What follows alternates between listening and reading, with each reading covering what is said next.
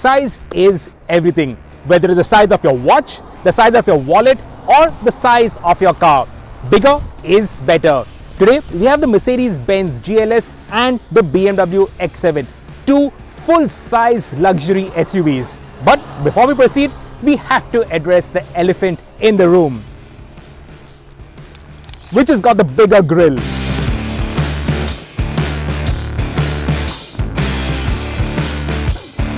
So BMW claims that the X7 has got the largest kidneys on any BMW to date. Well, we also have eyes. So how big is it? 36 centimeters tall and 86 centimeters wide. And as for the GLS, well, 37 centimeters tall and more than a meter wide. So the GLS actually has a larger grille than the BMW X7.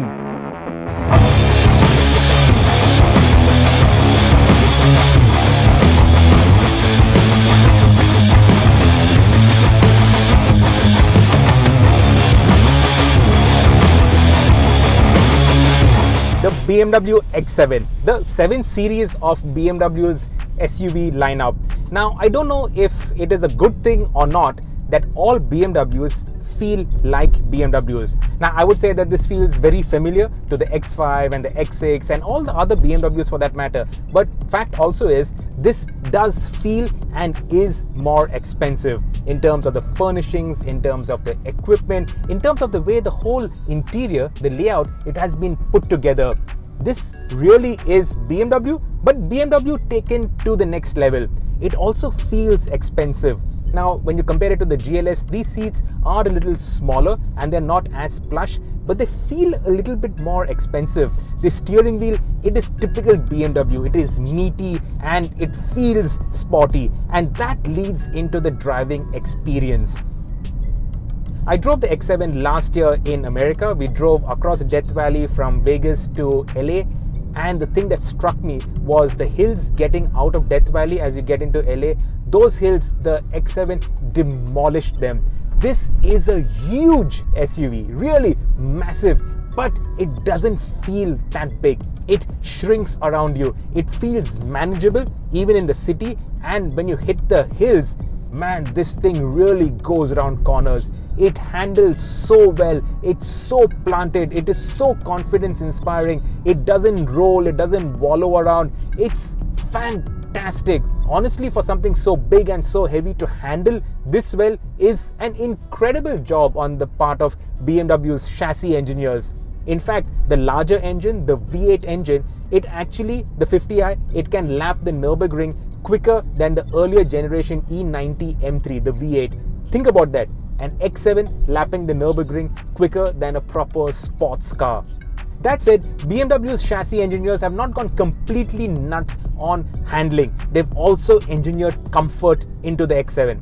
At low speeds, it does feel firmer than the GLS. So all these small undulations, you can't feel it in the cabin, but as you pick up speed, it becomes more and more comfortable. Obviously, it has tons of ground clearance, so it's not going to touch even over Mumbai's worst potholes. And it is honestly pretty comfortable. It's only when you drive it against the GLS that you think that, okay, the GLS is slightly better in this aspect and that aspect.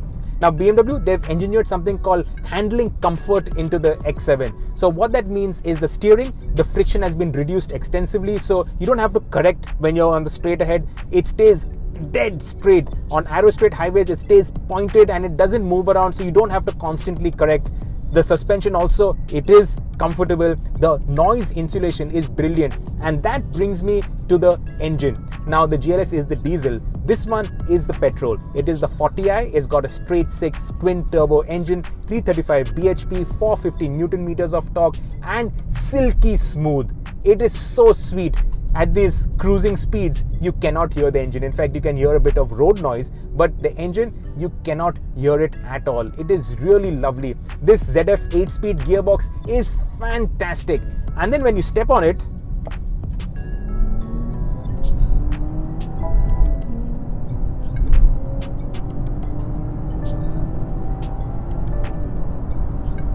it really does move.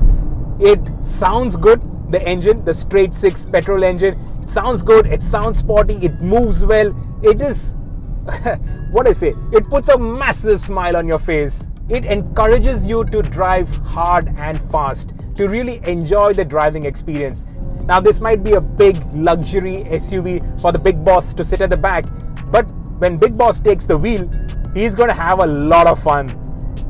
And if you thought that was great, well, then you stick it in sport mode and things definitely tighten up a bit. The engine feels a little more urgent, the suspension feels a little tighter, never uncomfortable. I'm going over a speed breaker in sport mode and it's fine. But then when you step on it,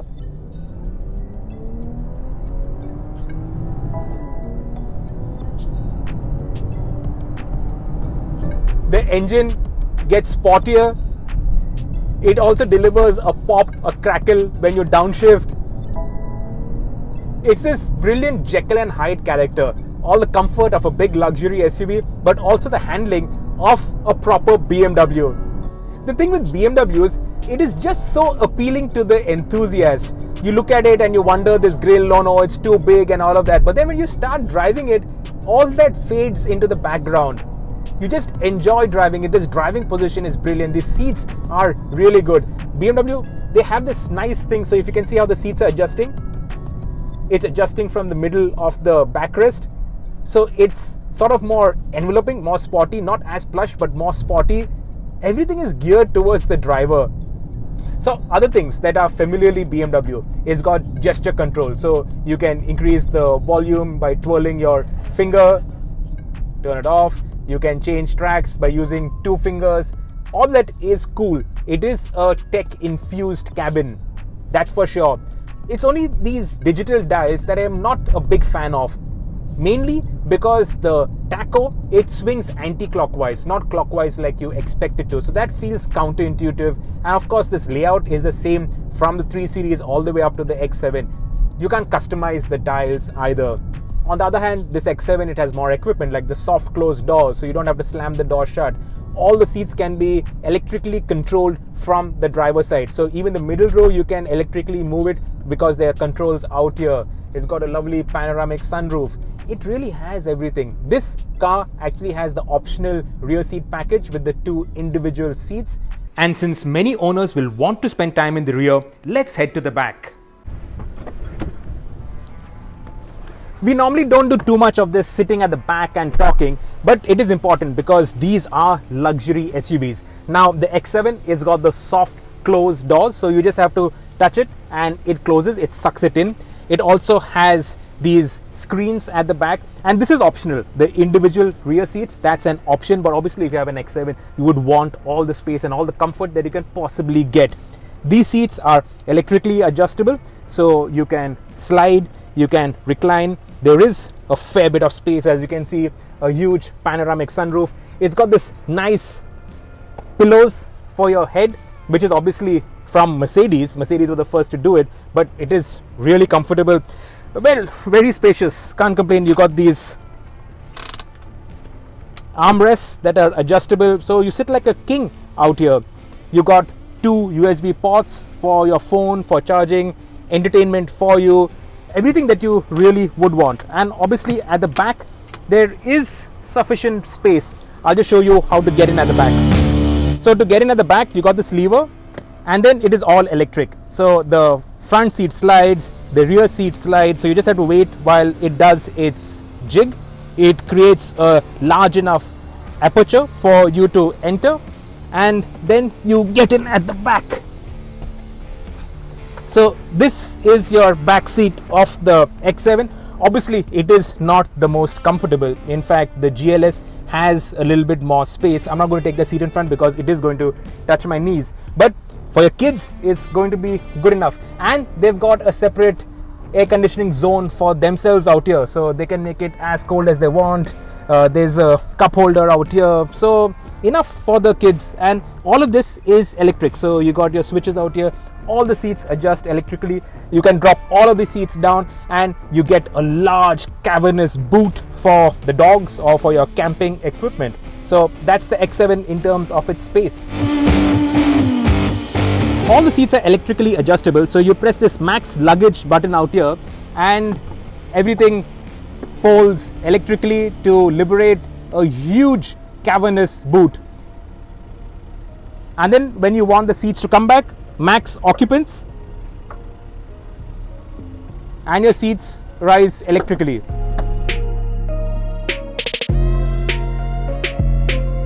When you're buying a crore plus SUV, on the road this will probably come to 1.2 crore rupees. You don't really need the fuel economy benefits of a diesel. And with these petrol engines being so smooth, so refined, so engaging, and so silent, why would you want to opt for the diesel? Now the X7, it also has a diesel, but that diesel is significantly lower on power, though it has more torque. The 40i, the petrol, it does 0 to 100 in 6.1 seconds. The diesel, it does it in 7 seconds, which is both pretty quick if you ask me.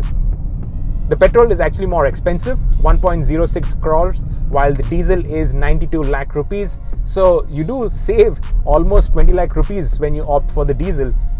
But at 1 crore rupees, what is 20 lakhs, right? I know you guys are going to shoot me in the comment section, but the more you drive the X7, the more you look at the X7, the more you like it. I can't believe I'm saying this, but I'm becoming a fan of the X7 and BMW's kidney grills. Bring on the M4.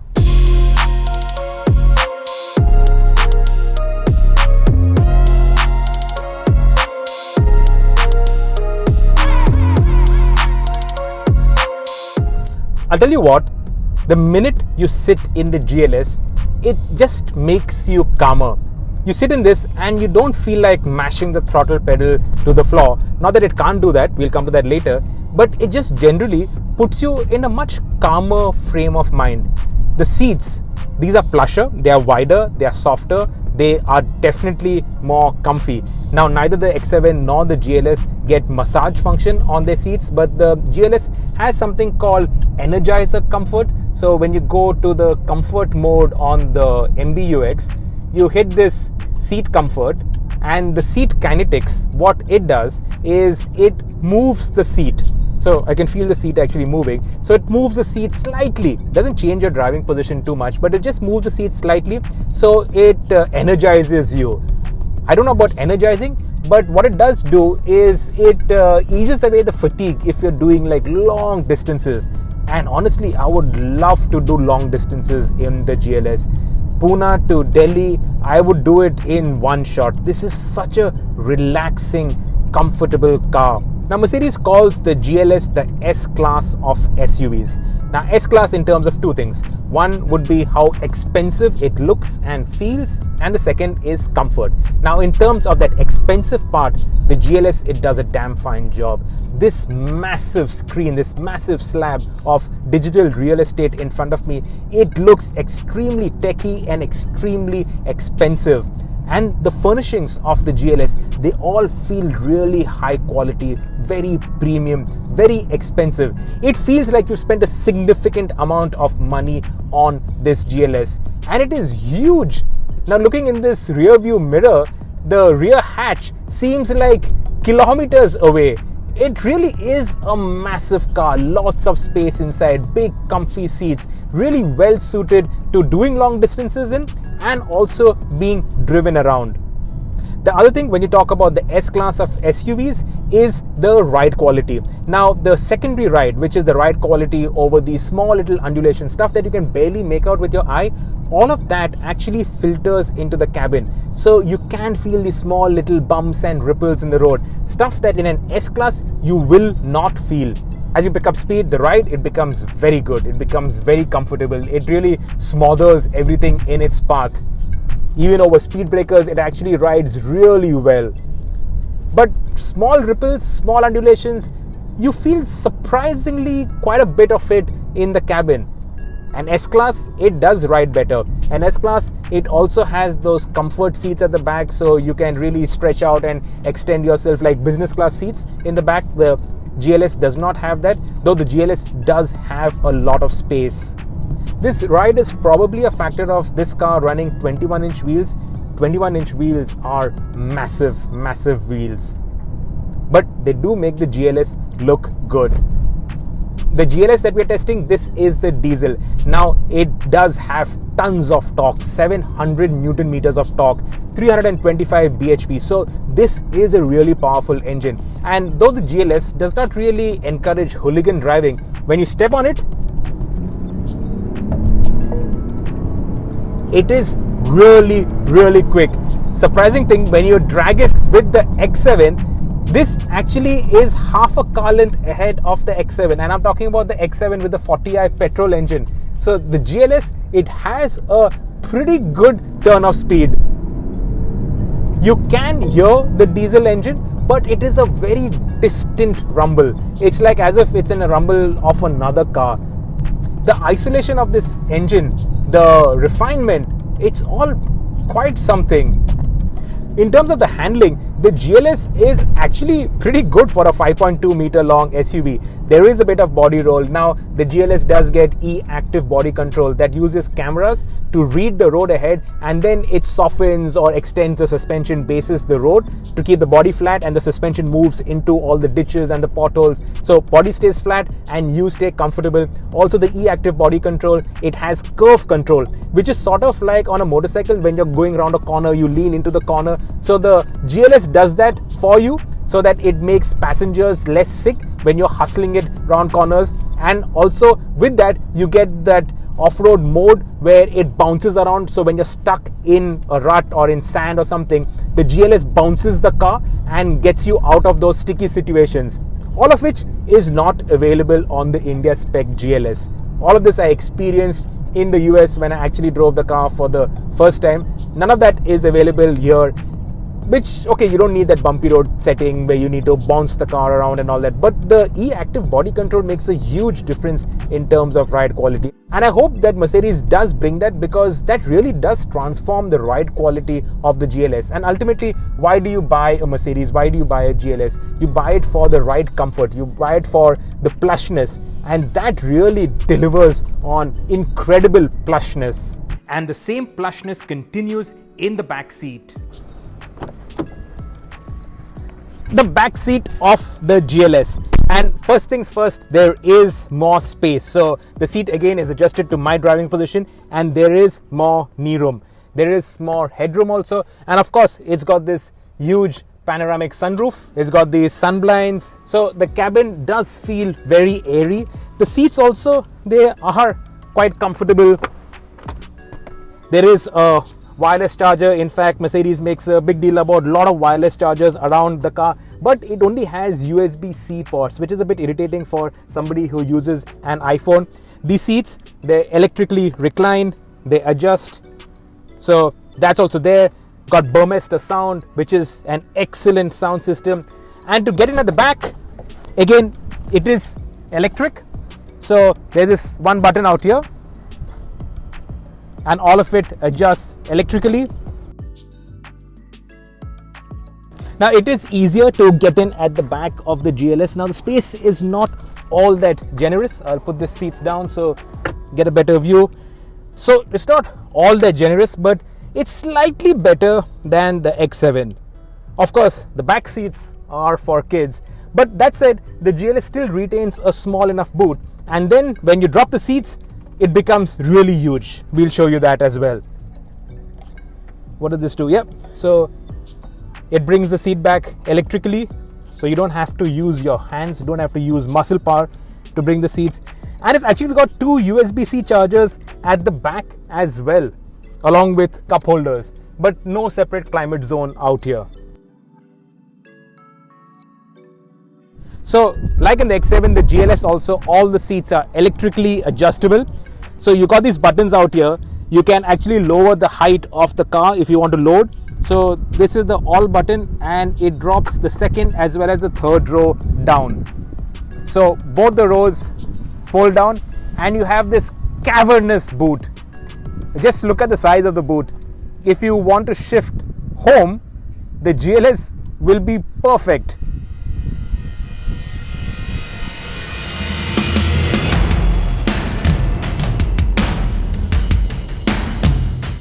As for the way they are priced, both the petrol and diesel variants of the GLS cost rupees 1.04 crores ex-showroom. The X7's diesel variants are slightly more affordable, with prices starting at Rs 93 lakh, and the petrol is a little more expensive at Rs 1.09 crores. I'm trying hard not to give you a if this, take the Mercedes, if not that, take the BMW kind of verdict, but fact is both have very distinct characters. Now, the X7, it feels like a BMW through and through. It is more sporty, it is more fun to drive, it is faster on corners, and if you opt for the diesel, it is better priced and gives you more options at that price point. Not that 8 lakh rupees at 1 crore really makes much of a difference to your life.